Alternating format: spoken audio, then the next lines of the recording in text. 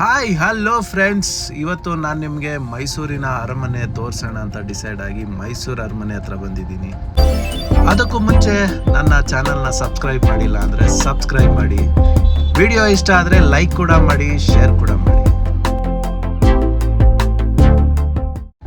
ಸುಡು ಸುಡು ಬಿಸಿಲಲ್ಲಿ ಅರಮನೆ ಒಳಗಡೆ ಇದ್ರೆ ಹೇಗಿರುತ್ತೆ ಅಲ್ವಾ? ಬನ್ನಿ ನನ್ನ ಜೊತೆ, ನೀವು ಕೂಡ ಅರಮನೆ ನೋಡಿವ್ರಂತೆ. ಹೀಗೆ ಡೀಟೇಲ್ ಆಗಿ ಹೇಳ್ತಾ ಹೋಗ್ತೀನಿ ಏನೇನಿದೆ ಅಂತ. ಸುಮಾರು 15 ವರ್ಷ ಈ ಅರಮನೆ ಕಟ್ಟಲಾಗಿದೆಯಂತೆ. ಇದರ ತಾಂತ್ರಿಕ ವಿನ್ಯಾಸ ಎಲ್ಲಾನು ಹೆನ್ರಿ ಇರ್ವಿನ್ ಅಂತ ಮಾಡಿರೋದು. ಸೊ ಈ ಅರಮನೆ ಎಷ್ಟು ವಿಸ್ತಾರ, ಎಷ್ಟು ಮೀಟರ್ ಇದೆ ಅಂತ ಈ ಪರ್ಟಿಕ್ಯುಲರ್ ಬೋರ್ಡಲ್ಲಿದೆ. ಆ್ಯಂಡ್ ಎಷ್ಟು ಬಡ್ಜೆಟ್ ಗೊತ್ತಾ? 42 ಲಕ್ಷ ರೂಪಾಯಿ ಆ ಕಾಲದಲ್ಲಿ. ನಾವು ಹೋಗಿದ್ದು ವೀಕೆಂಡ್ ಆದ ಕಾರಣ ತುಂಬಾ ಜನ ಅರಮನೆ ಒಳಗಡೆ ಇದ್ದರು. ನೀವೇ ನೋಡ್ಬೋದು ಜನ ಹೇಗಿದ್ದಾರೆ ಅಂತ. ಯುದ್ಧ ಕಾಲದಲ್ಲಿ ಈ ಪರ್ಟಿಕ್ಯುಲರ್ ಎಕ್ವಿಪ್ಮೆಂಟ್ನ ಯೂಸ್ ಮಾಡ್ತಿದ್ರಂತೆ. ಹಾಗೆ ಮುಂದೆ ನಡ್ಕೊಂಡು ಬಂದರೆ ಈಗೇನು ನೋಡ್ತಿದ್ದೀರಾ, ಇದು ಅರಮನೆ ಬ್ಲೂ ಪ್ರಿಂಟ್ ಮತ್ತು ಅಂಬಾರಿ. ಆ್ಯಂಡ್ ಇದೇನು ನೋಡ್ತಾ ಇದ್ದೀರಾ, ಇದು ಡಾಲ್ಸ್ ಪೆವಿಲಿಯನ್ ಅಂತ ಕರೀತಾರೆ, ಪೂಜೆ ಮಾಡಿರೋ ಅಂಥ ಡಾಲ್ಸ್. ನೀವು ಇದೆಲ್ಲ ಏನು ನೋಡ್ತಿದ್ದೀರಾ, ಆಗಿನ ಕಾಲದಲ್ಲಿ ಪೂಜೆ ಮಾಡ್ತಿರ್ತಕ್ಕಂಥ ಒಂದು ಗೊಂಬೆಗಳು ಮತ್ತು ಪದಾರ್ಥಗಳು. ಬನ್ನಿ ಹಾಗೆ ಮುಂದೆ ಹೋಗೋಣ. ನಮ್ಮನ್ನು ವೆಲ್ಕಮ್ ಮಾಡೋದಕ್ಕೆ ಯಾರಿದ್ದಾರೆ ಗೊತ್ತಾ? ನೋಡಿ, ಇದೇನೆ ಮುಖ್ಯ ದ್ವಾರ ಮತ್ತು ರಾಜ ಲಾಂಛನ. ಆನೆ ಅಲ್ವಾ? ಇನ್ನು ಸ್ವಲ್ಪ ಏನು ಅಂದರೆ ಜಸ್ಟ್ ಎಲ್ಲ ಪೇಂಟಿಂಗ್ಸ್ನ ನೋಡ್ತೀರಾ. ಇದು ತಾಶವಾದ್ಯ ಮತ್ತು ನಿಶಾನೆ ಒಂಟೆ ಅಂತ ಕರೀತಾರೆ. ಪ್ರಥಮ ಮೈಸೂರು ಪದಾತಿ ದಳ, ನೀವು ಇದೇನು ನೋಡ್ತಾ ಇದ್ದೀರಾ ಅದರ ಪೇಂಟಿಂಗು. ಆ್ಯಂಡ್ ಇದು Scottish band with back Piper. Next ಬರೋದೇ ದರ್ಬಾರ್ ಹಾಲ್. ಎಷ್ಟು ಸುಂದರವಾಗಿ ಕಾಣ್ತಿದೆ ಅಲ್ವಾ? ನೀವೇ ನೋಡಿ.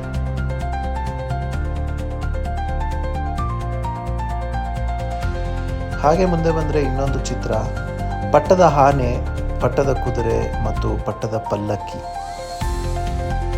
ನೆಕ್ಸ್ಟ್ ಬಂದು ರಾಹುತ ದಳದಿಂದ ಕೂಡಿದ ಮಹಾರಾಜರ ಅಂಗರಕ್ಷಕರು.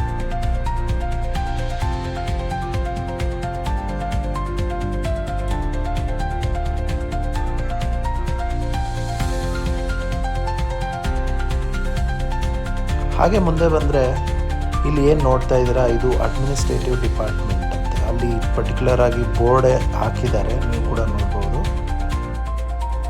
ಇದೆಲ್ಲರೂ ರಾಜವಂಶಸ್ಥರ ಫೋಟೋಗಳಾಗಿರ್ತವೆ. ಆಗಿನ ಕಾಲದಲ್ಲಿ ಪೇಂಟಿಂಗ್ ಮಾಡಿಸಿ ಹಾಕಿದ್ದಾರೆ. ಅಲ್ಲಿ ಯಾವ ರಾಜರು ಯಾವ ಕಾಲದಲ್ಲಿ ಆಳ್ವಿಕೆ ಮಾಡಿದ್ದಾರೆ ಅಂತ ಕೂಡ ಮೆನ್ಷನ್ ಮಾಡಿದ್ದಾರೆ. ನೀವು ಕೂಡ ಓದ್ಕೊಳ್ಳಿ ಅಲ್ಲೇನಾದರೂ ವಿಸಿಟ್ ಮಾಡ್ತಾಯಿಲ್ಲ.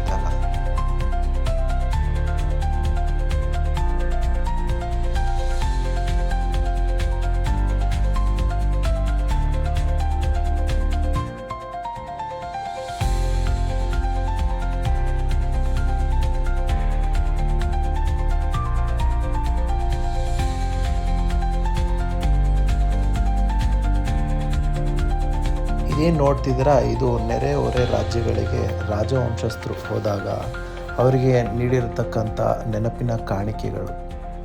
ಸ್ಮಾರಕ ಕೊಠಡಿ ಅಂತಲೇ ಇದನ್ನು. ಹಳೆಯ ಪೈಕಾದವರು, ಭದ್ರತಾ ಸಿಬ್ಬಂದಿ ವರ್ಗ ಇದೆಲ್ಲ. ಮೈಸೂರು ಅಶ್ವದಳ ಇಂಗಾಪಿನ ಪಡೆ ಇದು.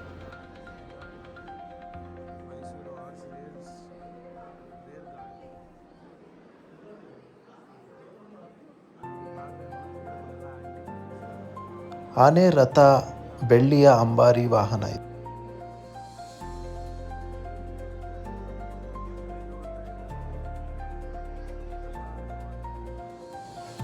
ಕುಮ್ಕಿ ಆನೆಗಳು,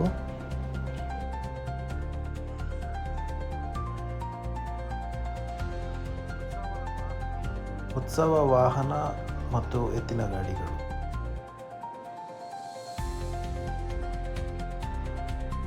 ನೌಪತ್ ಆನೆಗಳು.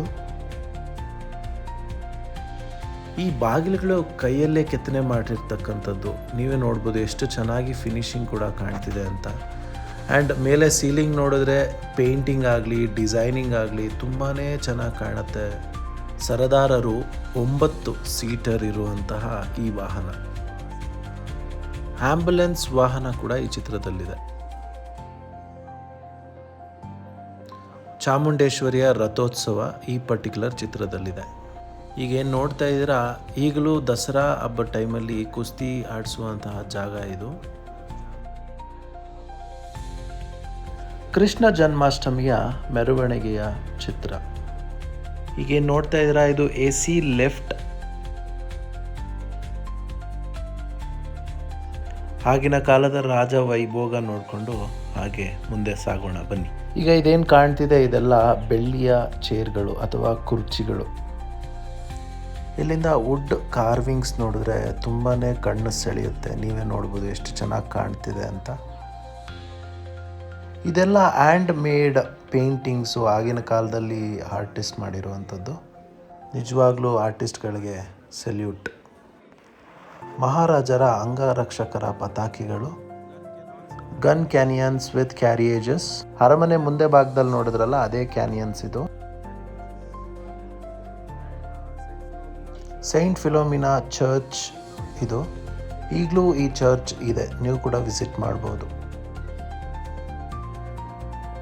ಆನೆಯ ಮೇಲಿನ ಸನ್ನೆಯಾಳು.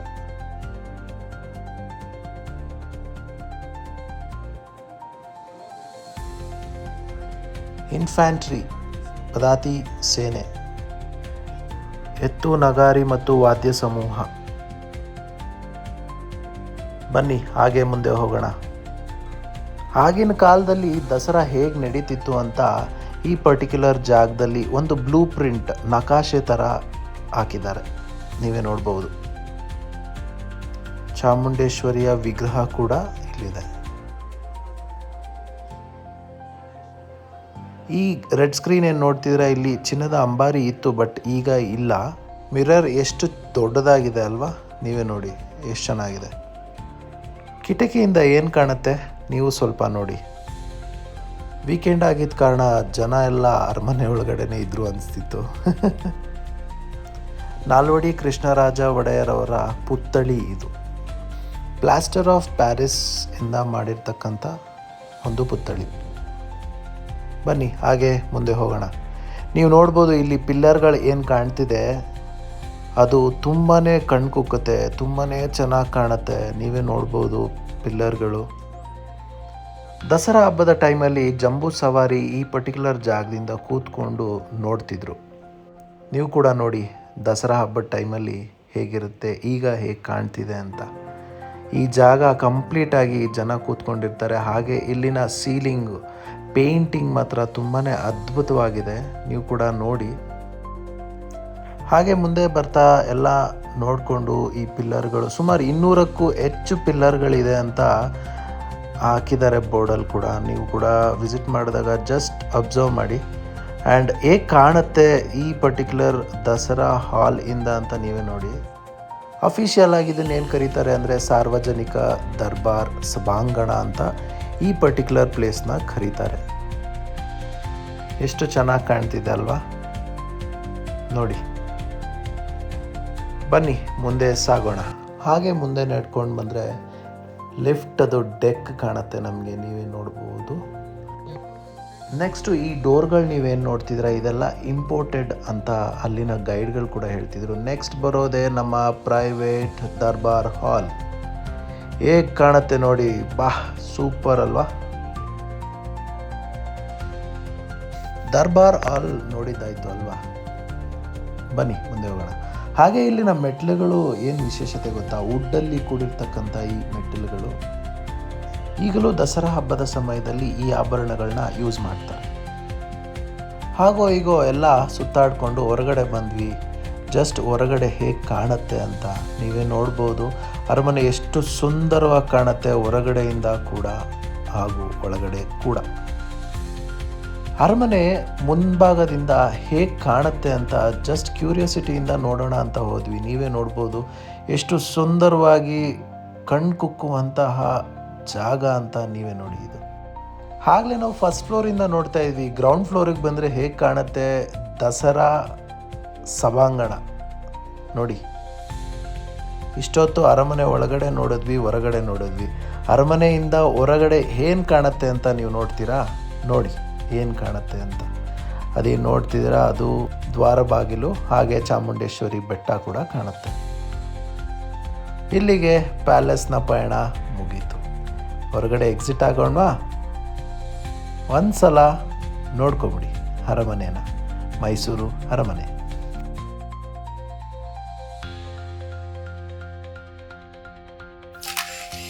ಮುಂದಿನ ವಿಡಿಯೋಲಿ ಸಿಗೋಣ. ಹೋಪ್ ಎಲ್ರಿಗೂ ವಿಡಿಯೋ ಇಷ್ಟ ಆಯಿತು ಅನ್ಕೋತೀನಿ. ಮರಿಬೇಡಿ ಚಾನಲ್ನ ಸಬ್ಸ್ಕ್ರೈಬ್ ಮಾಡಿ.